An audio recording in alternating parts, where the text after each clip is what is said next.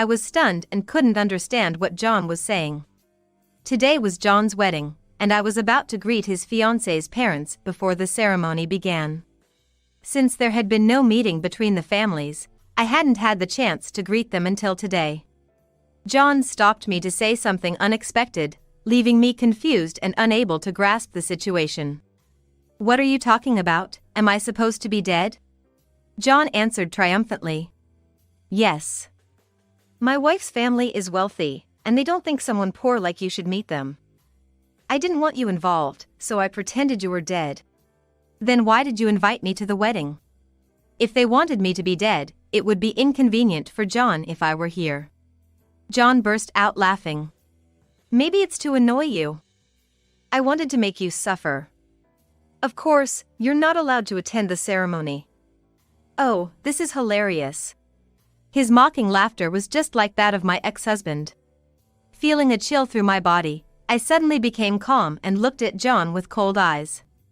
Unaware of my reaction, he continued to laugh and said, "This way, I can finally cut ties with the old hag I hate. Just disappear." At John's declaration of disownment, I couldn't help but smile. "I've been waiting for you to say that." "What?" John was dumbfounded. I firmly told him. "Just as you said, let's cut ties." "Well, I'm leaving now. My name is Talon, and I'm 52 years old. I had a husband whom I married after a workplace romance. His name was Ryan. We worked in different departments, but Ryan was a celebrity within the company, so I knew of him from the start. That was because Ryan had a handsome face and a friendly demeanor, making him very popular among women. I, too, was secretly interested in Ryan. One day, there was a joint drinking party with Ryan's department, and we quickly grew closer. Ryan and I hit it off right away because we happened to be from the same place. I vividly remember feeling over the moon when Ryan confessed to me soon after, an unexpected twist in my life. Of course, I accepted, and that's how our relationship started. Things with Ryan were going smoothly. He was always calm, and we got along so well that we never had a single fight. Then, on a day exactly 1 year after we started dating, Ryan took me to a restaurant known for its beautiful night view. As our meal was coming to an end, Ryan, looking nervous, began to speak. "Talon, I'm truly happy to have met you. Would you marry me? I think we would make a great couple," he said, opening a box with a ring inside, proposing in a scene straight out of a drama. I accepted with tears of joy, and he slid the engagement ring onto my left ring finger. Soon after, we got married and had a grand wedding ceremony, blessed by many people. At that time, I felt like the happiest person in the world. I had no doubt that Ryan and I would lead a happy life together. However, my hopes were soon shattered. Right after we got married, Ryan began staying away from home, citing overtime work and social engagements. Moreover, Ryan, who had been so kind, suddenly became cold towards me. "Hey, Ryan. Can you come home early today? Let's have dinner together for once. I'm thinking of making your favorite. Stop nagging. Just eat by yourself. I'm gonna be late again tonight." "All right, I'm off to work," he replied before slamming the door, leaving me standing alone in the entrance.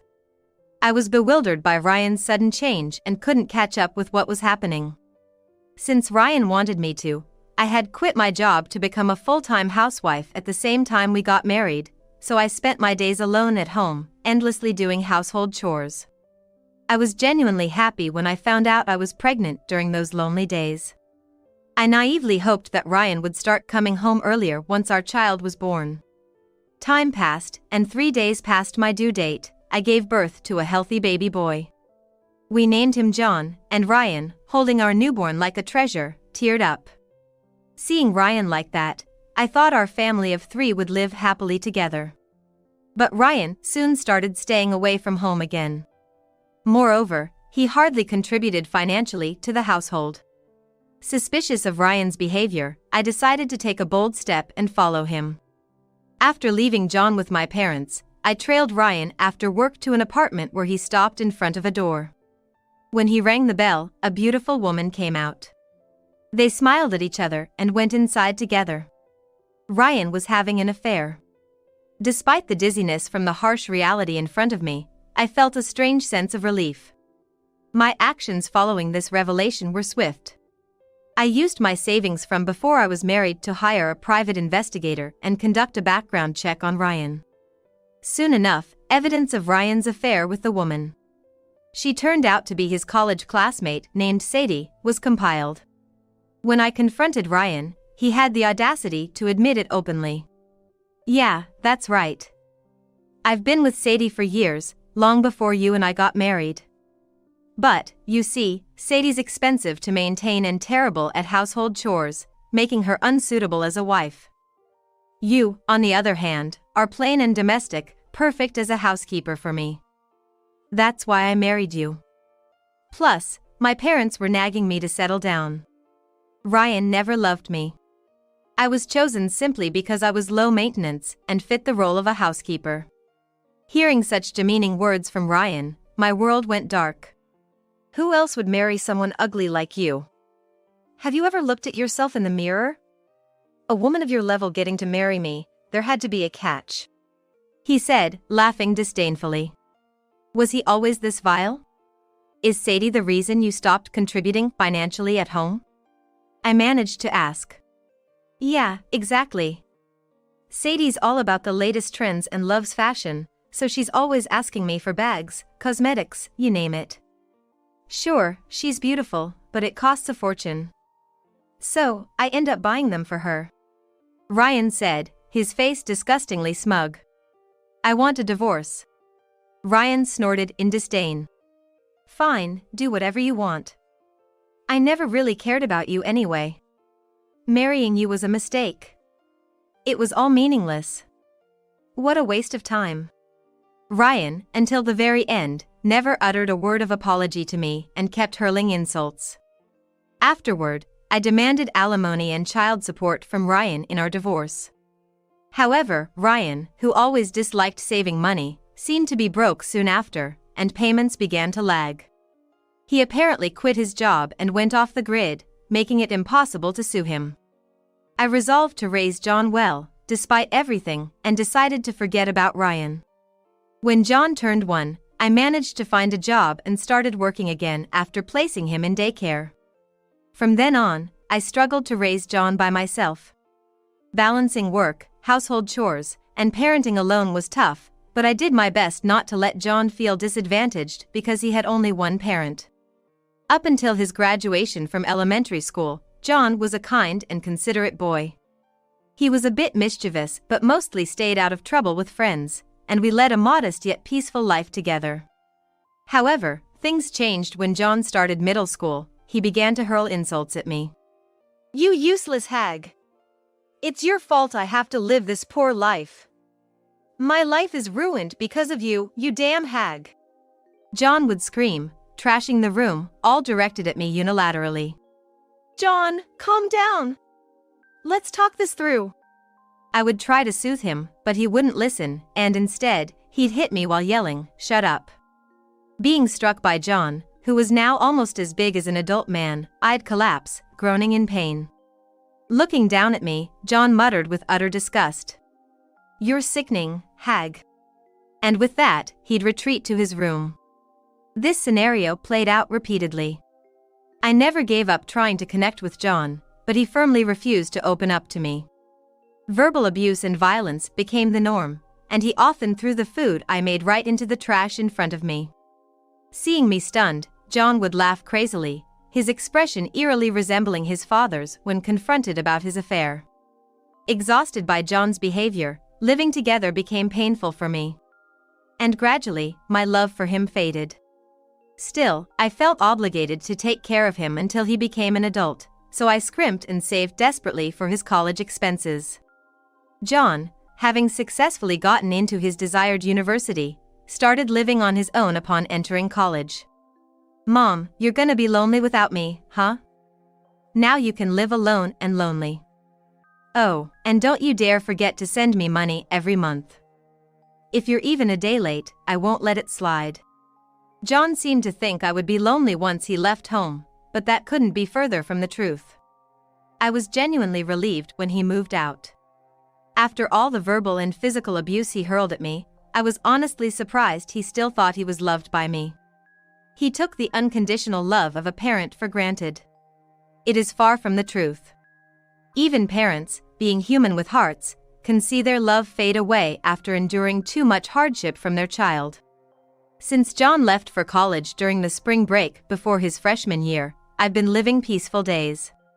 I never missed a month's remittance, though John never once sent a word of thanks. But that was fine by me.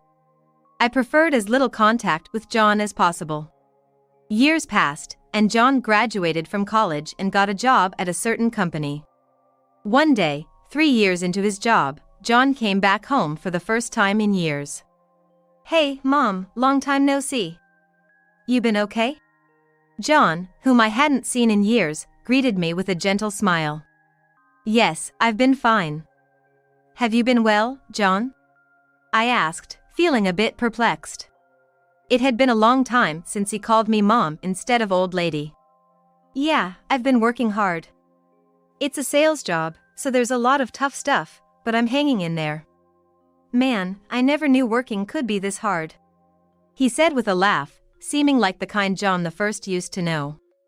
After catching up for a bit, John said, "So, Mom, I want to apologize. I was really harsh to you during my student years, wasn't I? But, I was going through puberty, had a bit of a rebellious phase, so I guess it couldn't be helped." Those words of verbal abuse and violence couldn't just be brushed off as puberty or a rebellious phase. However, I chose not to interrupt and listened silently to what John had to say. "I really regret it now. I'm sorry, Mom. Really sorry. I know no amount of apologies can make up for it, but I truly am sorry." John seemed sincerely apologizing. "Are you really sorry?" It was the first time I'd heard words of apology from John, so I was taken aback. "Yeah, I really am sorry. Now that I'm 25, I've become an adult and finally understand how terrible the things I did as a child were. I'm sorry." Seeing John repeatedly apologizing, I softly told him, "It's okay." I thought that if John truly regretted his actions, I could forgive him. I may not have any affection left for John, but I decided to accept his apology. "Thanks, Mom," John said, his face lighting up with a broad smile. "Actually, I've got another big piece of news." "Big news?" I tilted my head, wondering what it could be. "I'm getting married." "What, really?" I was taken aback, not having expected John to get married. But then again, John was already 25 years old. It wasn't strange for him to decide to get married at his age. I met her through work, her name's Sarah. "She's super cute and a really great person," John said, beaming with happiness. "That's wonderful. Congratulations." When I congratulated him, I thought John's smile was secretly distorted. However, I thought I saw John's smile twist in a sly, unpleasant way, which gave me an uneasy feeling. And my premonition turned out to be spot on. "So, Mom, I have a favor to ask." "What favor?" Although I felt uneasy inside, I asked calmly. "Could you give me a wedding gift? All my past actions, I apologized for them, and we're square, right? You're my only parent, after all. You could at least give me some celebration money, right? Come on, Mom, even if we lived a poor life, you must have some savings, right? Please?" As I listened to John's words, I felt a chill go through my heart. So, this was his intention all along. His apology for past actions was merely a setup to extort money from me. He wasn't truly remorseful. Gazing at John with hopeful eyes, I sighed deeply inside. I could have just sent him away without a second thought, but not giving anything for his wedding felt wrong. So, I decided to give him a passbook containing a few $1,000s out of the last bit of compassion I had. "It's not much, but please take this envelope." John, receiving it from me, was overly joyful. "Yay! Thanks, Mom. Well, I've got what I came for, so I'll be going now. Oh, I'll let you know about the wedding," he said, hurriedly leaving the house. A few days later, John called to inform me of the wedding date and venue. "Make sure you're not late." "Bye." "Wait a minute. I got the time and place of the wedding, but what about a meeting between both families? I haven't even met your fiancée, Sarah, yet," I asked, thinking it's normal to have a meeting between families before the wedding, but John just laughed. "Oh right, meeting between the families. Nah, her parents are busy, so it doesn't look like we'll be able to do it. We'll meet on the wedding day, so it's all good, right?" I felt uneasy about John's attitude, but convinced myself it was understandable if they were busy. "So, what about Sarah?" "Sarah is busy too, you know, with all the wedding prep. What's it called, bridal beauty treatments? She's going to those. So, meeting her on the wedding day is fine." "Okay. If Sarah and her parents are fine with that, then I don't mind." Thus, I was going to meet John's fiancée and her parents for the first time on their wedding day. Arriving at the venue, I was about to greet John's in-laws before the ceremony when he called out from behind. "Hey, Mom! Where do you think you're going?" I turned around to see John. "I was going to greet your fiancé's parents. Since we haven't had a family meeting yet, I haven't had the chance to greet them." John coldly retorted. "There's no need for that. Why are you trying to greet them on your own?" "But, greeting them is just polite." When I replied in confusion, John smiled wickedly, as if he were a student. "My wife's parents aren't the kind of people a poor person like you should be greeting. Her family is wealthy. They're from a completely different world than you." Saying this, John looked towards the entrance of the venue and waved at someone. "Hey! Dad! Over here, over here!" At John's call, I reflexively looked toward the entrance, where the last person I wanted to see was walking towards us. "John, congratulations on your wedding," he said with a smug grin. That person was Ryan, my ex-husband. Why? I was at a loss for words. I had no idea until this moment that John and Ryan were in touch, leaving me dumbfounded. Seeing me, Ryan sneered. "Long time no see, Talon. You're as plain and ugly as ever. You've aged, and the wrinkles and age spots make you look like a complete old hag. But I guess you're still somewhat younger looking than I expected. I thought you'd look more miserable. You haven't changed at all, have you?" I was referring to his personality, not his appearance, but Ryan seemed pleased and smiled happily. "Of course. I make an effort to stay young. Still a handsome guy, right? Still irresistibly attractive to women." "I see." Disgusted, that was all I could manage to say. "Thanks for coming today, Dad." John smiled at Ryan, and Ryan returned the smile with a wide grin. Ignoring me, they seemed to be getting along well in their conversation. After a pause, John turned to me and declared, "From now on, Dad is my only parent. Actually, my bride's parents think my mother died of illness." "What are you talking about? Then why did you invite me today?" I asked, and John burst out laughing. "Just to annoy you. I wanted to make you suffer. Of course, you're not attending the ceremony." "Oh, this is fun." Ryan joined in John's laughter. Their mocking laughter was just alike. "Now I can finally cut ties with the old hag I hate. Just disappear." At John's declaration of disownment, I couldn't help but smile. "I've been waiting for you to say that." "Huh?" John looked dumbfounded.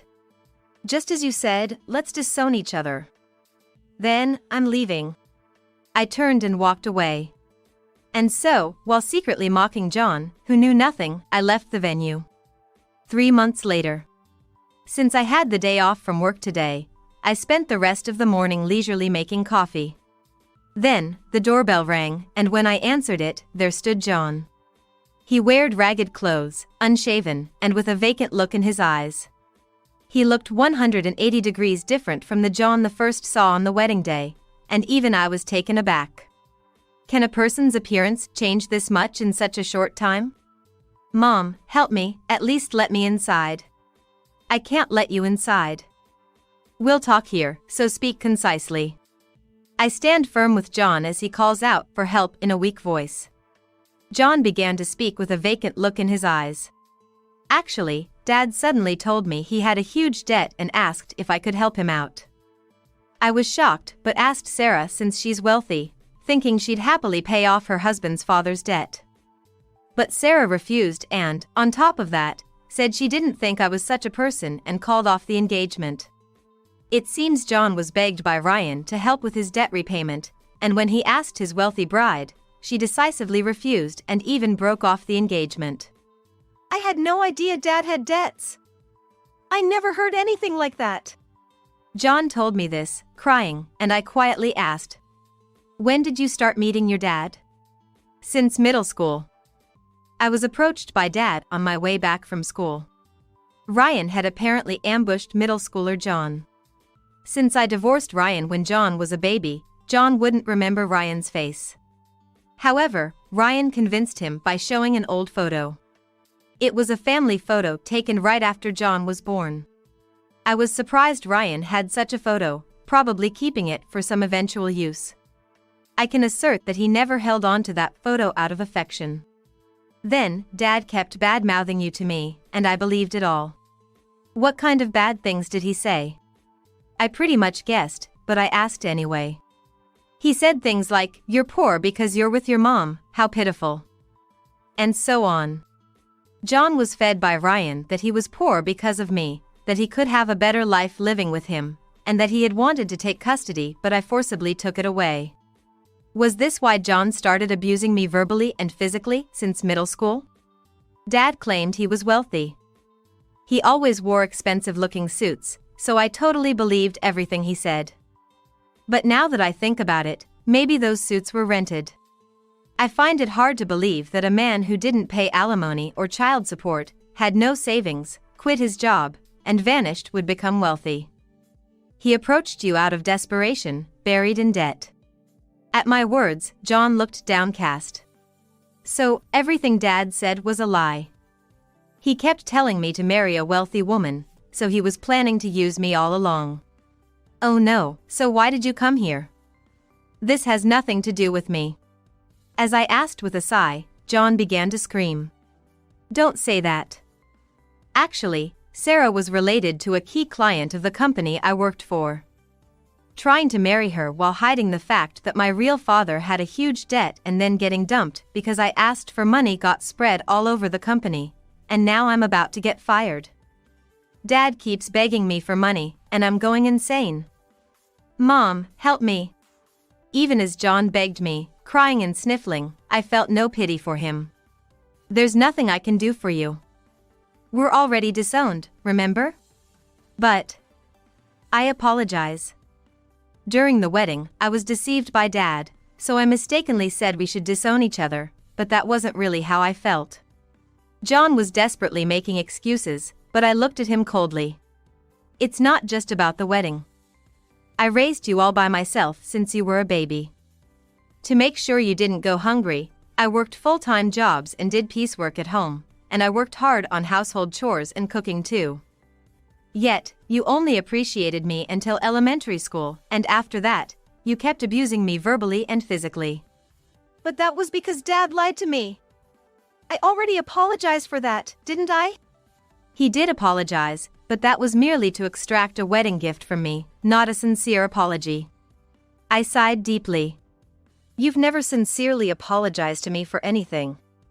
And no matter what lies you were fed, it doesn't justify your verbal abuse and violence towards me. Furthermore, I tried to communicate with John many times, but he never really responded. I don't have even a shred of affection left for you. Even seeing you in this battered state, I feel no urge to help. Please leave. When I firmly told him this, John's face turned bright red with anger, and he started yelling. Don't mess with me. You're my mother, aren't you? A mother is supposed to help her child. You're heartless. I have no son. Please don't raise your voice here. Just go home. You old hag. Enraged, John raised his right arm to strike me. I instinctively shrank back, bracing for the pain that was sure to come. But nothing happened. When I cautiously looked at John, he was moaning it hurts, while cradling his right shoulder, possibly injured. For a moment, I wondered about his shoulder, but then I quickly closed and locked the front door. From the other side of the door, John shouted, "Hey! We're not done talking. If you do anything more, I'll call the police. Just go away." Hearing the word police, John cursed and left. A month later, John called me. I didn't pick up, but he left a voicemail, so I played it back. In a listless voice, John said, "Mom, listen. Dad won't let me go.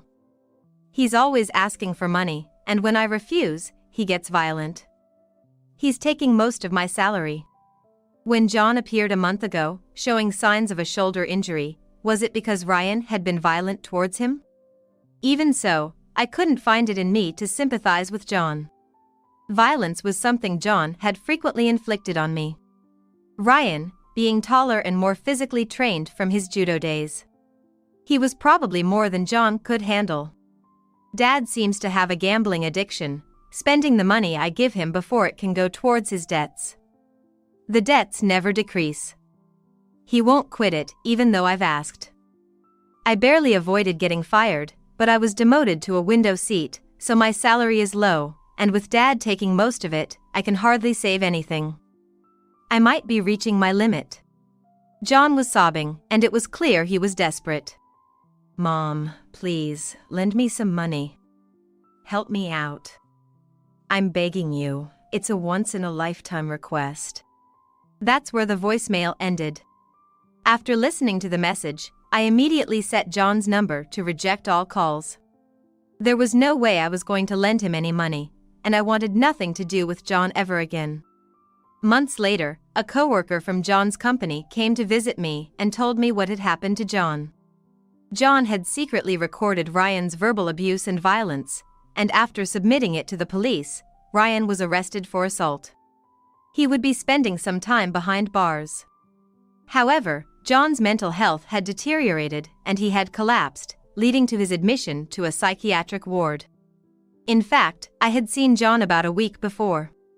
Driving past the company John worked for, I spotted a man in a ragged suit, noticeably thinner. I didn't recognize him at first, but it was undoubtedly John. Even from a distance, it was clear he was living a miserable life, but now he had been admitted to a hospital. Yet, I thought he brought it on to himself. I hoped he would reflect on his actions while recovering in the hospital. Though, knowing John, reflection might be too much to expect. Either way, it was no longer my concern. John's coworker mentioned that John had asked him to visit me if anything happened. Presumably, John wanted me to look after him and handle his finances while he was hospitalized, but that was out of the question. I thanked John's coworker politely and sent him on his way. Of course, there was no way I would ever visit John. Not long after, I moved and started a new life in a new town. Finally free from the years of suffering caused by John and Ryan, I got involved in gardening and joined an outdoor club. I'm living a more vibrant life and enjoying my existence more than before.